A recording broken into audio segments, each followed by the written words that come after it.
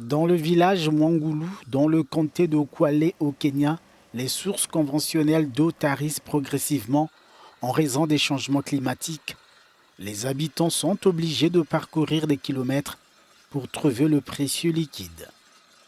Il faut donc recourir au forage de puits pour dénicher les eaux souterraines. À l'heure actuelle, la source d'eau la plus fiable est l'eau souterraine. Et comme vous le voyez, le forage est un exercice qui ne prend qu'une journée, un jour et vous avez de l'eau. Au lieu de passer environ un mois à construire un barrage d'eau et ensuite il devient sec.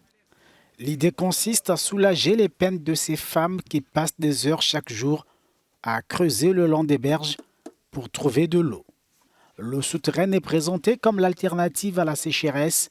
Le potentiel de cette ressource hydrique ignorée a du reste été mis en avant par l'UNESCO. C'est une grande ironie que de marcher 3000 mètres et pourtant il y a de l'eau à seulement 30 mètres sous ses pieds. Si nous pouvions avoir un bon mécanisme et des cadres mis en place, nous pourrions résoudre le problème d'eau dans nos zones rurales, en particulier dans les endroits où les précipitations sont rares.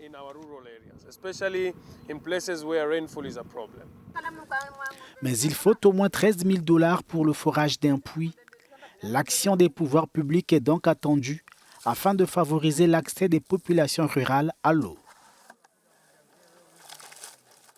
L'initiative aiderait à mettre en place la sécurité en matière de l'or bleu.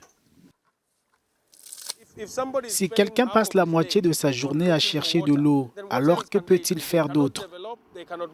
Il ne pourra pas évoluer. Même les enfants ne peuvent pas aller à l'école. Les gens resteront dans la pauvreté.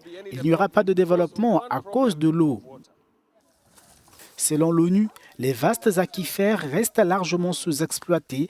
Seuls 3% des terres agricoles de ces régions sont équipées pour l'irrigation et 5% seulement de ces terres utilisent des eaux souterraines.